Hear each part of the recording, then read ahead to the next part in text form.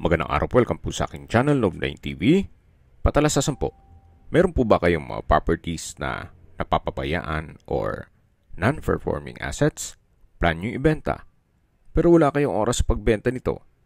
Kung ito'y pagkakatiwala nyo po sa amin, tawag lang po kayo sa aking numero, usap po tayo, gawin ko po ng video for free.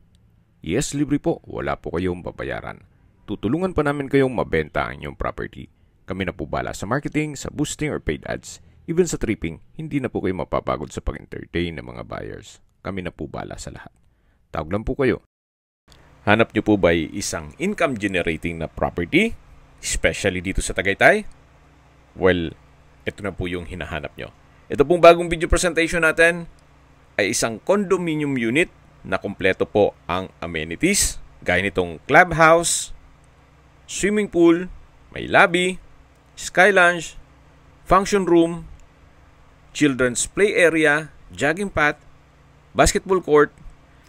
Meron pong 24-hour security, CCTV system, front desk, property management services, at ang building facilities and utilities naman ay meron pong 3 elevators per tower, fire exits, commercial area sa ground floor, mail room, garbage disposal area on every floor, automatic fire detection and alarm system, standby generator set for common areas and selected residential outlet. So, kumpleto na po. Kaya kung ipasok niyo po ito sa Airbnb, marami na pong amenities dito sa loob para sa inyong magiging guest. Sa mga hindi po pamilyar dito sa area ng Winds Residences Tagaytay, ito po'y along Aguinaldo Highway or Tagaytay-Nasugbu Highway, nasa Barangay Maharlika West, Tagaytay City. Ang landmark po ay Summer Ridge Promenade, Jerry's Grill, at Sky Ranch. Opo, napakalapit lang po nito sa Sky Ranch. Then malapit din po ito sa mismong City Hall ng Tagaytay at iba pang government offices. Mamaya po sa dulong parte ng video, pag-usapan natin ang distance, location at travel time, pati presyo nito. Mula po dito, matatanong na natin yung mga tower na kung saan isa po sa tower dyan ay nandyan po yung condo unit na binebenta. Walking distance lang naman po ito. Punta na po natin yung unit kung saan nandito na po tayo sa lobby. Then, ito po yung elevator. At mula naman po sa elevator, ito naman po yung hallway na papunta sa unit na for sale. May floor area po ito na 41.76 square meters. May 2 bedrooms. Ito po yung kitchen. Then, fully furnished na rin po. So, mula po dito sa kitchen, ito po yung toilet and bath. At dito na rin po yung laundry area. So, maayos naman po ang toilet fixtures. May washing machine, then may wall-mounted towel rack, may shower curtain, naka-tile bathroom wall, meron din pong overhead shower at hot shower set, hand wash basin,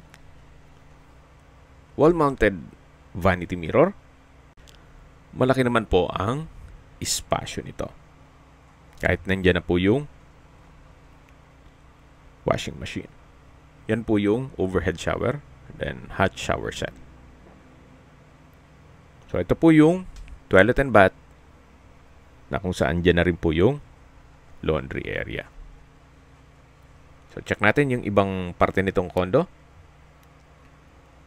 Mula po dito sa kitchen, dito naman po yung dining area na meron pong wooden dining set, 4-seater po yan. High ceiling, modern lighting fixtures. Yan po yung living area o salas na meron pong sofa set. Then meron pong TV. At dito naman po yung glass wall and window na may overlooking view ng amenities. Then yung open field. At tanaw nyo po yung ibang parte ng Tagaytay. So ito po yung living area, then yung dining area, sa dulo naman yung kitchen at yung main door. Meron din pong split type aircon at flute type design wall panels. Dito na po tayo sa mga kwarto. Ito po yung first bedroom. Malaki po ang espasyo. May ceiling fan, high ceiling. May bed frame and mattress. Then, tile flooring. Meron din pong glass wall and window na may overlooking view. Halos same view po nung dun sa may living area. At ito naman po yung second bedroom. Meron pong bed frame and mattress. May wardrobe. Then, meron din pong window glass. So, yan po yung dalawang kwarto. At living area, then dining area, at yung kitchen. Pagmasdan nyo po ulit itong buong unit at pag-usapan na natin ang distance, location, at travel time. Napakalapit lang po nito sa mga business establishments dito sa Tagaytay, especially sa Sky Ranch at iba pang government offices. Actually, walking distance lang po. Then mula naman po sa Tagaytay Rotonda, ang distance is 3.4 kilometers at ang travel time is 17 minutes. Kompleto na rin po doon gaya ng malls, hotels, restaurants, banks, schools, church, at hospital. Yan po yung lagi kong binabanggit sa aking video na dapat nyo i-consider sa paghanap ng property, yung meron pong malapit na hospital. Hindi ko naman po sinasabing sakitin kayo. Yan naman po for emergency purpose lang naman. At mula naman po sa Calax, silang interchange, ang distance is 19.1 kilometers at ang travel time is 38 minutes. Ang Calax po ay connecting South Luzon Expressway, Skyway, all the way to North Luzon Expressway at ibang parte ng Metro Manila. At mula naman po sa Manila o sa airport, ang distance is 62 kilometers at ang travel time is 1 hour and 45 minutes. Okay, sa presyo na po tayo.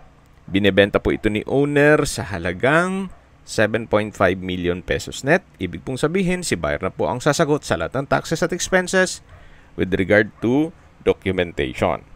Kung may mga katanungan po kayo, tawag lang po sa aking numero. At sa mga kababayan naman natin nasa ibang bansa, meron po akong WhatsApp, Viber, at Telegram.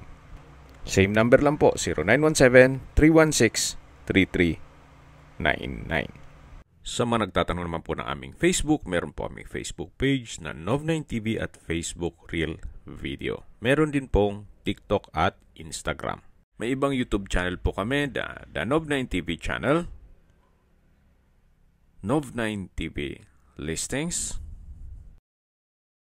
Nov9TV On The Spot, Nov9TV Updates, at Nov9TV House Rental. Sana po naibigyan nyo ang video presentation. Paki-like and subscribe na lang po sa aking channel para ma-update din po kayo sa aking future listings. Kung sakali po hanap nyo yung mas malaking sukat ng lupa, meron din po kami ibang listings na pwede nyong pagpilian. Huwag po kayong mag-atubiling tumawag sa amin. Then, let us know your budget para malaman namin kung anong property pwede naming ilog sa inyo. Sa lahat pong viewers, subscriber at nagtiwala po sa amin, salamat po sa suporta. Ingat po kayo lagi at yung pamilya. Maraming salamat po.